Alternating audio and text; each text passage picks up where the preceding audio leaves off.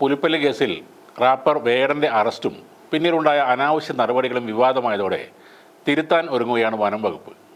വേടൻ വിഷയത്തിൽ ഉദ്യോഗസ്ഥർക്കെതിരെ നടപടിയെടുക്കുമെന്നാണ് അറിയുന്നത്. ഇക്കാര്യം പരിശോധിക്കാൻ വനം മന്ത്രി റിപ്പോർട്ട് തേടിയിട്ടുണ്ട്. വേടൻ്റെ അറസ്റ്റിൽ രൂക്ഷമായ വിമർശനം ഉയർന്നതോടെ വനം വകുപ്പ് പ്രതിക്കൂട്ടിലായിരുന്നു. അറസ്റ്റ് സംബന്ധിച്ച് ഭരണപക്ഷത്തെ പല രാഷ്ട്രീയ കക്ഷികളും നിലപാട് കടുപ്പിച്ചതോടെയാണ് വനം മന്ത്രി ഉദ്യോഗസ്ഥർക്കെതിരെ നടപടി നീക്കവുമായി ഇപ്പോൾ രംഗത്ത് വന്നിരിക്കുന്നത്. മുഖ്യമന്ത്രിയുടെയും കൂടി നിർദ്ദേശപ്രകാരമാണ് ഈ നീക്കങ്ങൾ എന്നാണ് വിവരം.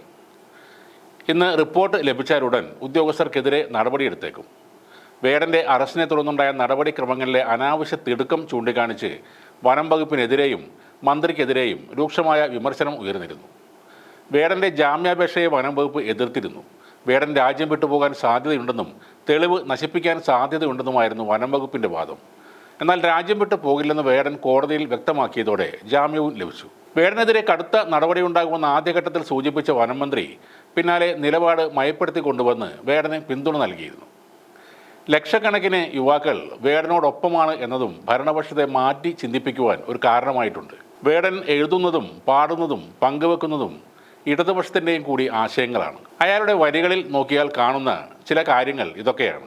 സോമാലിയൻ ബാല്യങ്ങൾ കുടിനീര് തേടി പലഘാതം താണ്ടി, മ്യാൻമറിൽ ബുദ്ധൻ ആയുധമേന്തി ചുടുചോരം ഓന്തി, ആമസോൺ വീര നിന്നുടെ മാറ് തുറഞ്ഞതിൽ കാട് കരഞ്ഞു, ആഫ്രിക്കൻ പോർക്കളങ്ങളിൽ ആൺമകൻ്റെ ഉയിരിനായി അമ്മ കരഞ്ഞു, പലസ്തീൻ പല നൂറായി പലായനം ഒരു പതിവായി മാറി, ചീനതൻ ചെങ്കൊടി താഴെ ഖുറാൻ എറിഞ്ഞതിൻ മണം പരന്നു, ആസിഫയിൻ അരയുടക്കുവാൻ ഭഗവാൻ പോലും കാവലിരുന്നു, അയിലൻ നിൻ കുഞ്ഞിക്കാലുകൾ കണ്ണീർ കടലിൻ ആഴമളന്നു, ഭൂമി ഞാൻ വാഴുന്നിടം അനുദിനം നരകമായി മാറുന്നിടം. ഈ വരികളിലുണ്ട് വേടൻ ആരാണെന്ന്. സോമാലിയയും മ്യാൻമറും ആഫ്രിക്കയും പലസ്തീനും അയാൾ ഓർമ്മപ്പെടുത്തുന്നു.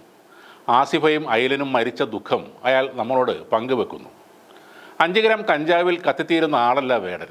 ഈ പുലിപ്പല്ല് കൊണ്ട് നിങ്ങൾക്ക് അയാളെ കടിച്ച് കീറാനുമാകില്ല. മേലാളന്മാർക്കെതിരെയുള്ള പോരാട്ടം വേടനെ കേരളത്തിൽ അടയാളപ്പെടുത്തി കഴിഞ്ഞു. വ്യവസ്ഥകളോട് കലഹിക്കുന്ന വേടനെ, ആരുമില്ലാത്തവരുടെ ശബ്ദമായി വേദികളിൽ അട്ടഹസിക്കുന്ന ആ വേടനെ എങ്ങനെയാണ് കമ്മ്യൂണിസ്റ്റുകാർ അകറ്റി നിർത്തുന്നത്? വേടനെതിരെ എന്തെങ്കിലും അനീതി നടന്നിട്ടുണ്ടെങ്കിൽ, അങ്ങനെയൊരു ഗൂഢാലോചന നടന്നിട്ടുണ്ടെങ്കിൽ അവരെല്ലാം പുറന്തള്ളപ്പെടും. അതിനുള്ള പുറപ്പാടിലാണ് പിണറായി വിജയനും സർക്കാരും.